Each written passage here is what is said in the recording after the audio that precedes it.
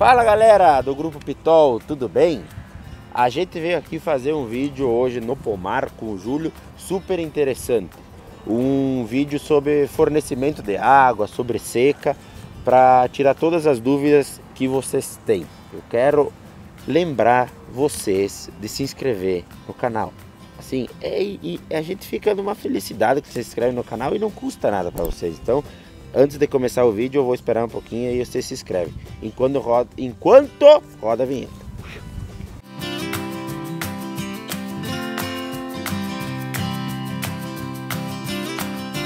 Galera, como vocês já estão acostumados, aqui ao meu lado estão as perguntas. Então, por favor, assistam até o final, que é um vídeo super interessante mesmo. Júlio, a primeira pergunta é: qual a quantidade de água necessária por muda e após o plantio? Muito bem. Então são duas questões bastante importantes, que é a quantidade de água durante o plantio, quanto nós devemos colocar. Isso vai depender naturalmente, Carlinhos, do tipo de solo, mas nós temos uma quantidade média que a pessoa não vai errar. Então, durante o plantio, deve ser colocado uma média de 20 litros de água por cova. Esta água deve ser colocada em duas etapas.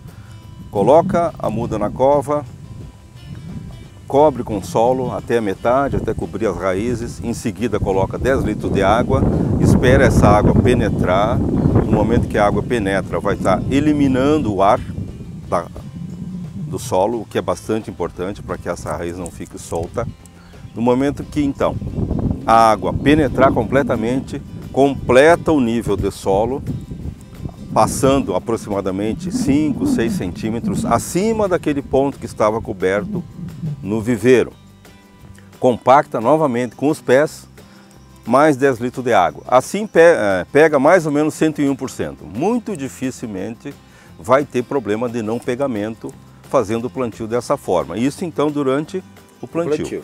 Posterior ao plantio, é muito importante, é fundamental que se forneça água para a planta, porque do contrário ela poderá morrer. Isso imediatamente após o plantio, 2, 3 dias depois, a não ser que chova, 30, 40 milímetros, e permanecendo durante toda a primavera, verão. Muitas vezes a planta brota muito bem após o plantio e lá no mês de janeiro, fevereiro, que é quando nós temos estiagem, acaba essa muda morrendo. Então é fundamental que se permaneça fornecendo água durante toda a primavera, verão, que é crítica para a necessidade de água pela muda. Júlio, e a segunda pergunta então: quais os cuidados com o fornecimento de água no primeiro ano? Que eu julgo ser um ano muito importante. Exato. Então esse primeiro ano é crítico para a falta de água. A primeira primavera, verão, se nós não tivermos uma quantidade de água necessária, essa muda vai morrer. Ela pode muitas vezes até brotar bem, posterior ao plantio, e quando chegar o mês de janeiro, fevereiro, que são aqueles meses que costumam faltar água, nós estamos agora diante novamente de uma estiagem, essa muda acaba morrendo. Muitas vezes a brotação já está bonita e a muda morre. Portanto, não se deve deixar faltar água. Qual é a base? Uma base boa para referência seria, num período de uma semana, se não chover um acumulado de pelo menos 40 milímetros no período, é importante que o produtor tenha o pluviômetro na propriedade, então se não chover um total acumulado de 40 milímetros, pelo menos, no período de uma semana, precisa irrigar a cada 2 dias. Eu acho que nós temos uma pergunta mais específica sobre as quantidades, né? Mas não deve deixar faltar água. Que é a terceira pergunta, né, Júlio? É qual a necessidade de água por dia, por planta, de acordo com a idade do pomar? Isso. Essa é uma pergunta que chega muito para nós, o pessoal fica em dúvida, quanto colocar de água? Então, naturalmente, as necessidades vão variar conforme a idade da planta. Então, para uma base, uma planta de primeiro ano necessita de 10 a 15 litros de água por dia. Essa é a média, 10 a 15 litros. Portanto, num período que eu comentava, se não chover um acumulado de 40 milímetros, vai se colocar 20 litros a cada 2 dias. É uma boa quantidade, dessa forma não vai faltar água. E essas quantidades vão aumentando à medida que a planta alcança idades maiores, podendo chegar até 1000 litros por dia. Parece uma quantidade alta, mas realmente a planta demanda. Júlio, a quarta pergunta então. Existe a diferença no armazenamento de água de acordo com cada tipo de solo? Ele vai se comportar de maneira diferente, eu acredito, né? Exato. Então, nosso pecan, ela não suporta solo mal drenado. Se for um solo tipo de banhado, não planta nosso pecan porque ela não vai conseguir desenvolver e produzir. Porém, ela não suporta solo mal drenado, mas ela necessita de água. Então as quantidades vão variar conforme a idade da planta, que nós já falávamos, e conforme o tipo de solo. Um solo argiloso retém mais água. Ao contrário, um solo com teor de areia mais alto, um solo arenoso, vai reter bem menos água. Portanto, essas quantidades nós temos que poder ajustar conforme o tipo de solo. E um solo muito arenoso, de fato, não seria nem indicado para plantar nosso pecan, porque ele armazena muito pouca água. Então, a quinta pergunta, meus caros colegas. Quais as perdas que ocorrem devido à falta de chuva num pomar? Se não chover, o que vai ter de prejuízo? Esse ano, que é um ano de laninha, que é cíclico, nós temos anos de El Niño, excesso de chuva, e anos de laninha, que falta chuva.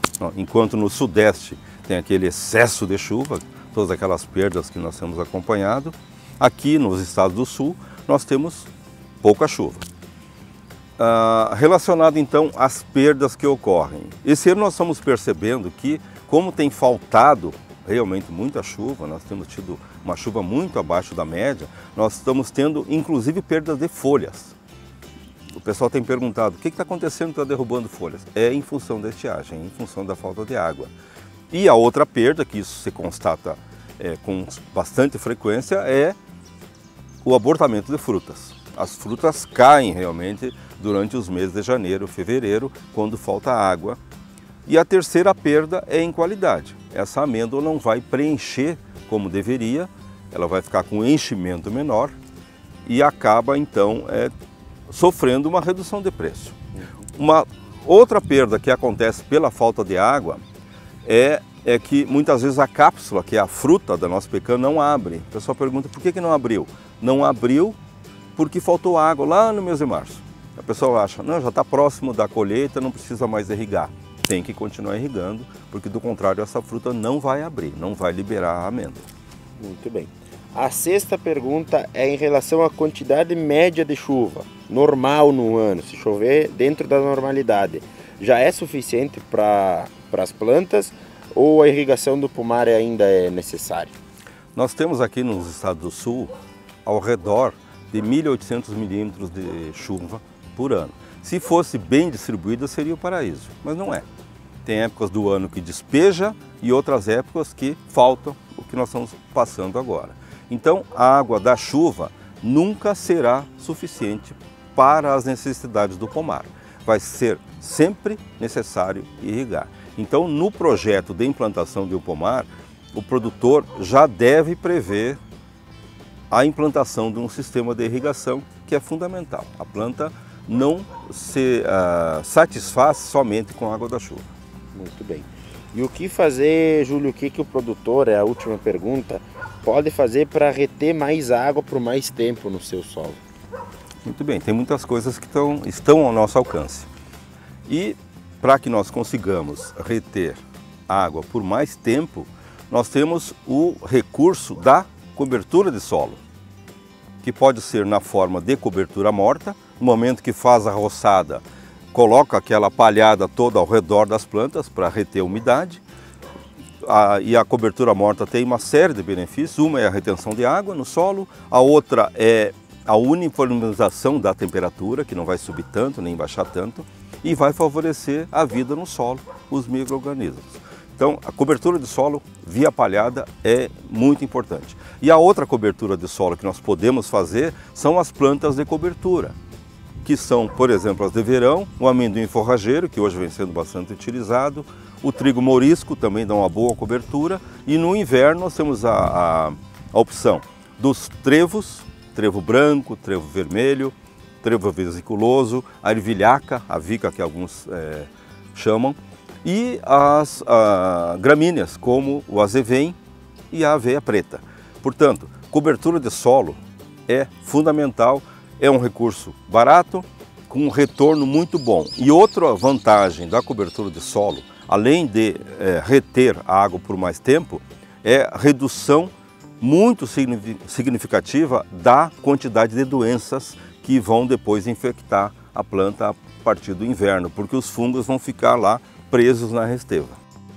Pessoal, então após esse vídeo que ficou muito bom, muito esclarecedor, eu queria dizer para vocês que a gente gostaria muito que vocês compartilhassem esse vídeo com um amigo que é pecanicultor, que não é também, que está pensando em fazer essa nova cultura, e pedir para curtir, para se inscrever, que a gente fica muito feliz quando vocês fazem isso. E se tiver alguma dúvida, né, Júlio, pode nos contatar. Estamos à disposição. Comentar aqui embaixo. Isso. Que a gente vai responder tudo. Somos 3 agrônomos, eu, Júlio Medeiros, a Vitória, a Pitol e a Daniele, que estarão sempre à disposição para tirar todas as dúvidas, para conversar, pode fazer contato por e-mail, por telefone, por WhatsApp, estamos sempre à disposição.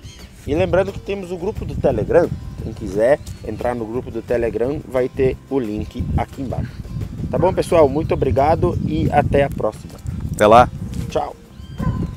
Cheiroso, mano. Era desse tamanho assim, né? Tá, como é que é? O fulano não me deixa mentir.